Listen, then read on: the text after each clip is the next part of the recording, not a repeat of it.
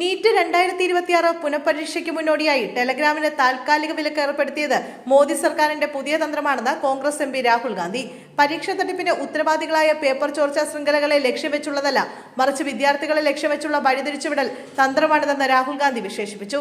കള്ളനെ പിടിക്കുന്നതിന് പകരം ഇരയുടെ വാതിൽ പൂട്ട് തൂക്കിയിടുന്ന നടപടിയാണ് കേന്ദ്ര സർക്കാർ സ്വീകരിക്കുന്നതെന്നും രാഹുൽ ഗാന്ധി പറഞ്ഞു. എക്സ്പോസിലൂടെയാണ് രാഹുലിന്റെ പ്രതികരണം.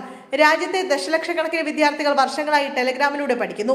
ഈ സൗകര്യം ഇല്ലാതാക്കുന്നതിലൂടെ ചോദ്യപേപ്പർ ചോർച്ചയിൽ എങ്ങനെ പരിഹാരം കാണും? അടുത്ത നിരോധനം ആർക്കായിരിക്കുമെന്നും രാഹുൽ ഗാന്ധി ചോദിച്ചു. നാടകങ്ങൾക്ക് ഒരു കുറവുമില്ല. പ്രധാനമന്ത്രി നരേന്ദ്രമോദി ഈ നാടകങ്ങളെല്ലാം ഉപേക്ഷിക്കണം. ചോദ്യപേപ്പർ ചോർത്തുന്ന മാഫികൾ കേന്ദ്ര സർക്കാരിന്റെ നിരീക്ഷണത്തിൽ തഴച്ചു വളരുകയാണ്. അവർ യുവാക്കളുടെ കണ്ണുകളിൽ നിന്നും ദിനംപ്രതി രക്തക്കണ്ണീർ വീഴ്ത്തുന്നു. വിദ്യാർത്ഥികളുടെ ശബ്ദം നിങ്ങൾ കേൾക്കേണ്ടതുണ്ട്. അവർക്ക് അവരുടെ അവകാശം നേടിയെടുക്കാൻ അറിയാമെന്നും രാഹുൽ ഗാന്ധി കൂട്ടിച്ചേർത്തു. മെയ് 3 നടന്ന പരീക്ഷ റദ്ദാക്കിയിരുന്നു. ചോദ്യപേപ്പർ ചോർന്നുവെന്ന ആരോപണത്തെ തുടർന്നായിരുന്നു പരീക്ഷ റദ്ദാക്കിയത്. 24 ലക്ഷത്തോളം വിദ്യാർത്ഥികളാണ് ഈ പരീക്ഷ എഴുതിയിരുന്നത്. അതേസമയം പരീക്ഷാ ചോദ്യപേപ്പർ മുൻകൂട്ടി ലഭ്യമാക്കാമെന്ന പേരിൽ പ്രചരിക്കുന്ന സന്ദേശങ്ങളും ഓഫറുകളും പൂർണ്ണമായും തട്ടിപ്പാണെന്ന് നാഷണൽ ടെസ്റ്റിംഗ് ഏജൻസി മുന്നറിയിപ്പ് നൽകി.